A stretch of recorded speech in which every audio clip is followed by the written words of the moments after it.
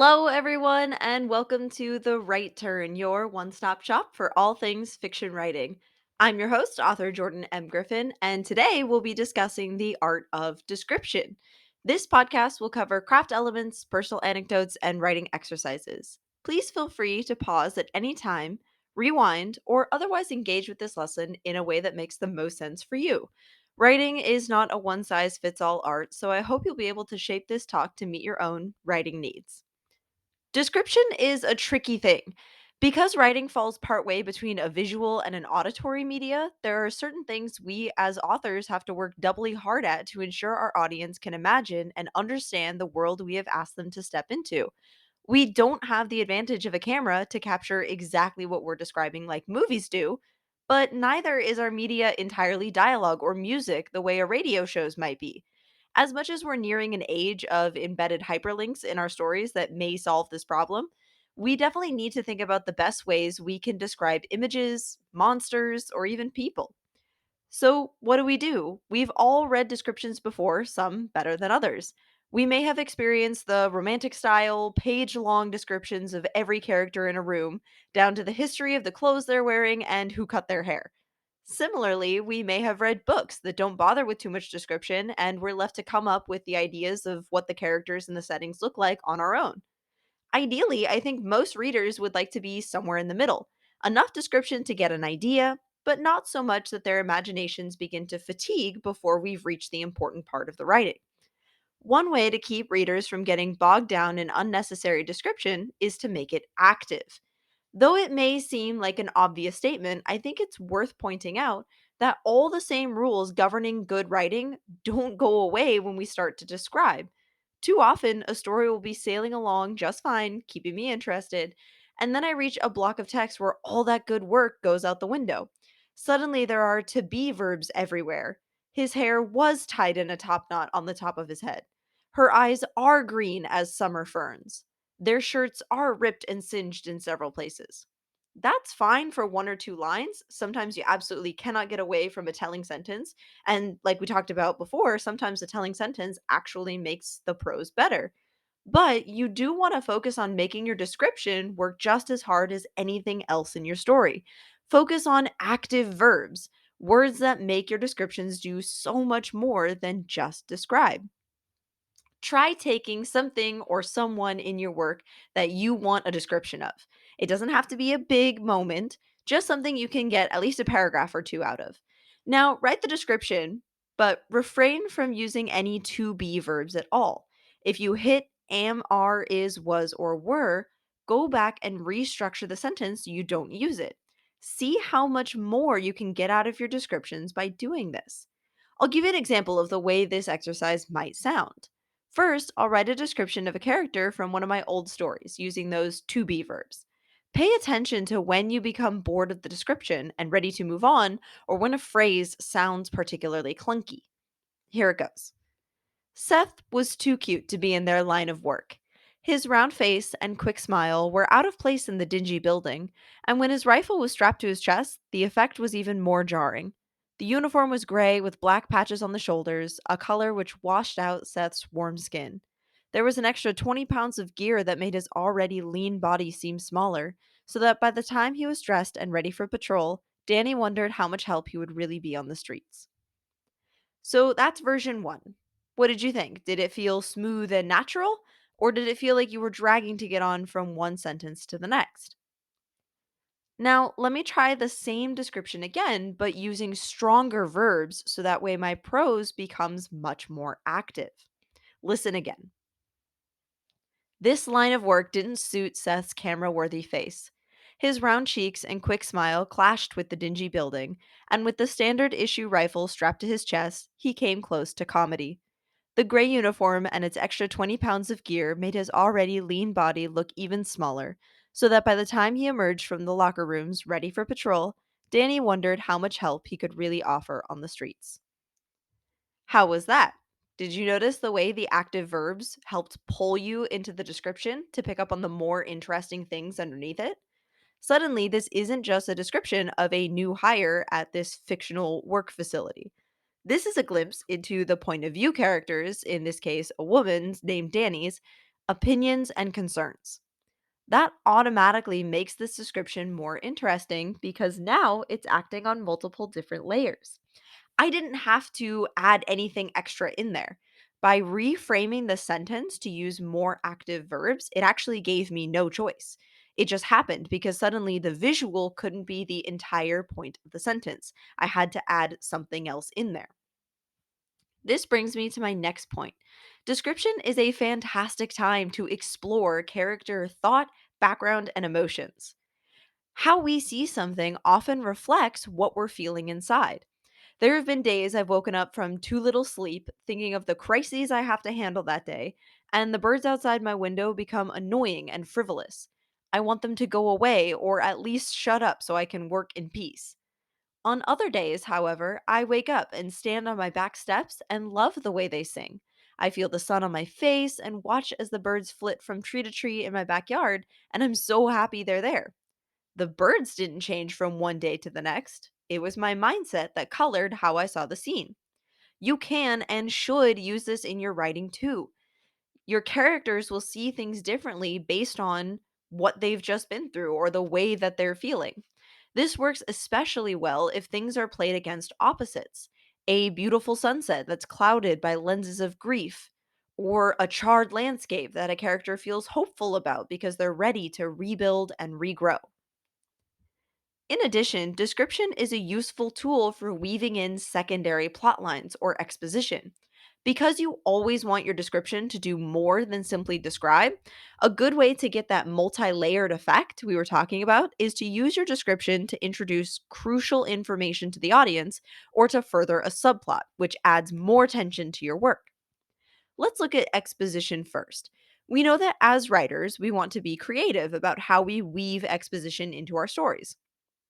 Imagine we're on an alien planet, and I need to tell my readers about the big storms that have the capacity to cause real damage to the fragile populations of humans clinging to a terraformed existence. It might go something like this. Clouds loomed over Paxton's head. Dark ones, the kinds that lashed rain and screamed thunder and split the sky with crackling electricity.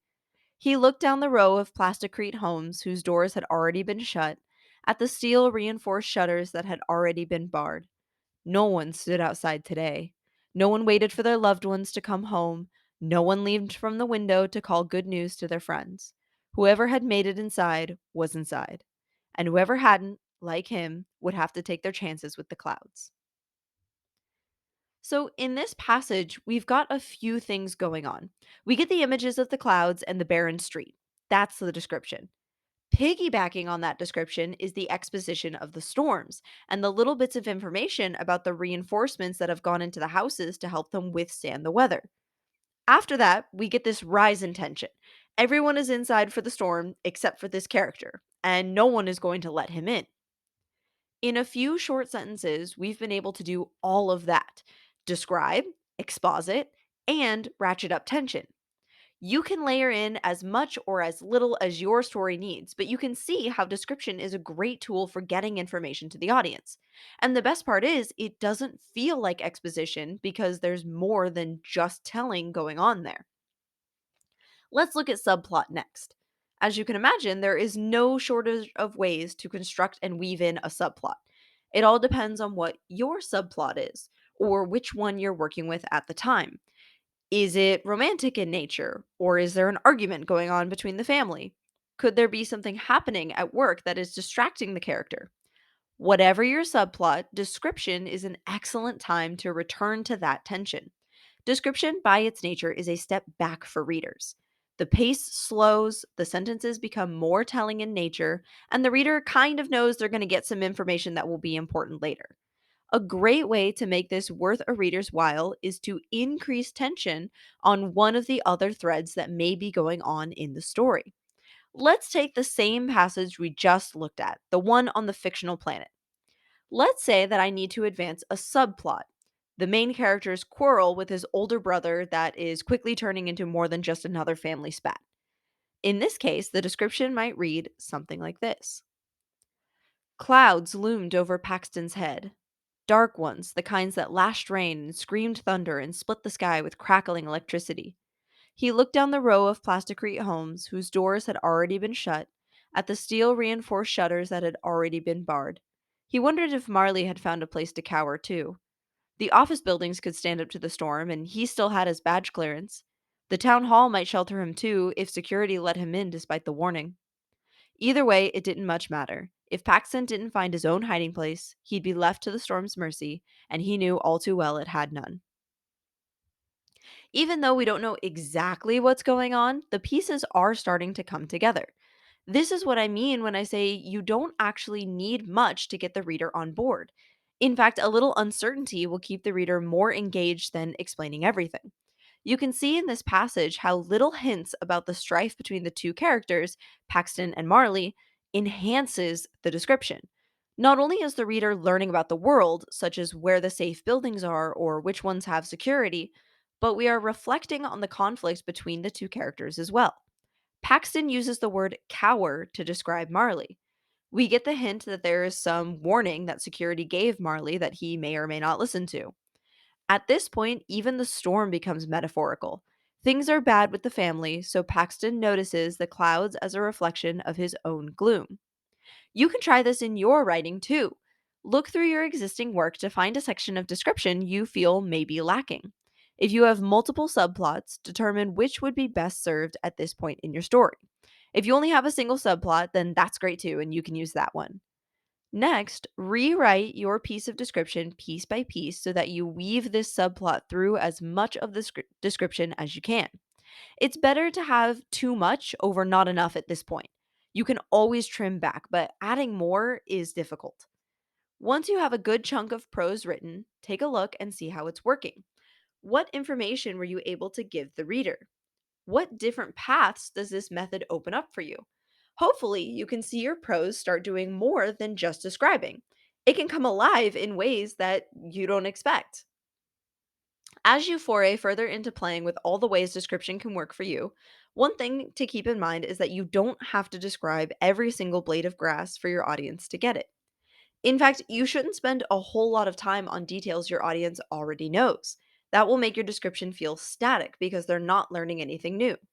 A forest full of pine trees? You can do that in half a sentence. A forest glowing with the presence of bioluminescent worms that sings with magic and glimmers with fairy wings might take a few paragraphs for the reader to understand. A good rule of thumb is the more strange, the more time the description requires. An alien species just landed on Earth will likely need to be referred to over and over again before the audience begins to feel familiar with them. If they are an integral part of the story, especially as a protagonist or a point of view character, coming back to those descriptions will be crucial. This is a good way to ensure you aren't overusing description, but making the most out of the places that need it. Fun fact, movies do this in a shorthand. When they're working with something that isn't human, the more human they can make it look, the less time they need to spend with that character. So if we have an alien and we want the audience to like them, they will often make it humanoid because we associate that with the familiar. If a movie has an alien that is truly alien, it doesn't look anything like what we are familiar with, then either it's usually a villain or we have to spend a lot of time with that entity in order to understand it. Your description is the same. So the more far out something is, the more you should spend describing it. Not all at once, obviously, but you can come back to it. Though it may seem like that's something that only applies to genre writers, literary writers can use the same idea. For example, if your character is coming face to face with your antagonist for the first time, what are the features that make them stand out? What are the things you would tell an artist trying to capture their likeness? Clothes can say a lot about a person. They're a basic form of self expression. So, does this character dress for comfort or style? Or both? Do they carry big bags with everything they might need, or just a wallet and a phone? How about tattoos, piercings, scars? What traits exist that can tell us the start of this person's story? Those are the places that you want to focus. Homes are a great place to add description as well. We decorate our homes in ways that make us feel safe and comfortable. We cover the wall with art that makes us feel happy. Is your character a TV in the bedroom person or not? I know I'm not. I actually really don't like having TVs in places that I sleep. Otherwise, I don't sleep. Maybe they have a wall with artifacts they brought back from travel. Description is an amazing way to learn more about a character without delving too far into exposition. If you are describing something familiar to the reader, but that description is crucial for some reason, focus on ways that you can defamiliarize it. How is this place, which may on its surface seem like just another room or store or park, significant? What is your character seeing that we wouldn't if we were standing there? When done well, this technique of focusing small can be done to really great emotional effect. Imagine a park, a character walking around the playground, and he sees a baby's shoe. As he moves forward past the clinking chains holding the swings and towards the play structure, he sees a bottle cracked on the side. A little further under the plastic slide, a teddy bear with one ear ripped off. See how interspersing something normal and familiar, in this case a playground, with these different objects creates a sense of tension. There's no action, no dialogue moving the scene along. I'm doing it all with description, and yet we still feel the urgency of the moment. Something happened here. Where's the child that these things have to belong to? Writing small in this way helps you control the tension of your narrative. You can slow drip these reveals the way a camera can pan slowly around a room until it shows a person standing in the corner and the audience all gasps. The last thing I'd like to talk about regarding description is the syntax itself. Remember that every word, every line, every sentence in a story should either increase tension, advance the plot, reveal character, or some combination of all three. This is true with description as well, though I find that oftentimes authors show themselves too much in description. Especially to those of you writing historical fiction, genre fiction, or some other story where the setting is not the exact time and place where you live, be careful of your words. Let me give you an example. Say you're writing a period piece set in Europe in the 1500s. You find it is crucial for you to describe a sitting room because much of the plot happens there. You need to describe what we today would call a couch. Do you call it a couch? How about a sofa? A settee? Which word is the most appropriate to use given your time frame? Turns out the word sofa won't exist until the 1800s. So while you can take some artistic license, the word sofa historically would not enter your character's thoughts. Settee, too, is way too late. The word originates in the early 1800s in France. Couch, then, is technically the right answer since the word couch has been around since the 1300s. There's only one problem. Couch sounds modern. It's a word we still use, and many of us associate it with our day to day routines. You can, of course, do whatever you want, and I have used the word couch in historical stories before. This is not me saying there is a correct answer here, and were it my story, like I said, I've used couch before. I might go with sofa because I like the connotations of that word the best. I only wanted to bring to your attention the way that each and every word, including those in descriptions, influence the way readers understand and engage with our stories. I have a personal experience with this too. A few months ago, I workshopped a fantasy piece among several colleagues. There's a part in the story where a woman takes a dress off a hanger. I didn't think much of it. It's barely half a line, and I really only put it in there so there wasn't a strange break in action from the action before the dress to the action after the dress. Imagine my surprise when one of the other writers tells me that sentence was a major problem for her. She said that clothes hangers didn't exist until 1873, and because she knew that, it completely shattered her ability to believe in this Renaissance Italy esque setting for the story. When I looked it up, I found out that she's right. Clothes hangers didn't exist until 1873. And so then I had to ask myself, do I keep the hanger in and risk this same thing happening to somebody who knows when hangers came around? Or do I rework the scene so that way it fits more along the historical lines that I'm going for? I'm not saying you have to agonize over every single word, nor look up when each and every invention entered human consciousness. You'll make yourself crazy if you do. But what I am saying is to keep in the back of your mind what your characters are seeing and how they're seeing it. An amazing description adds so much to the story. I encourage you to push yourselves to experiment with your descriptions. What can you do with them beyond the act of just capturing a still image? I hope this talk was helpful to you, and remember, you're always welcome to go back, give it another listen, pause, rewind, and otherwise engage with this talk in a way that makes the most sense for you and your work at the moment. I apologize for the slow upload schedule. We are kind of going through life at the moment. So, my hope is that these will get more regular uploads very soon. I hope to go back to weekly uploads. But thank you for those that have stayed with me and are still here for the podcast. To anyone who's new, welcome. And I look forward to seeing you all in the next one. So I hope you all have a lovely day. And if it's not a good one, I hope that the next one is better. See you all next time.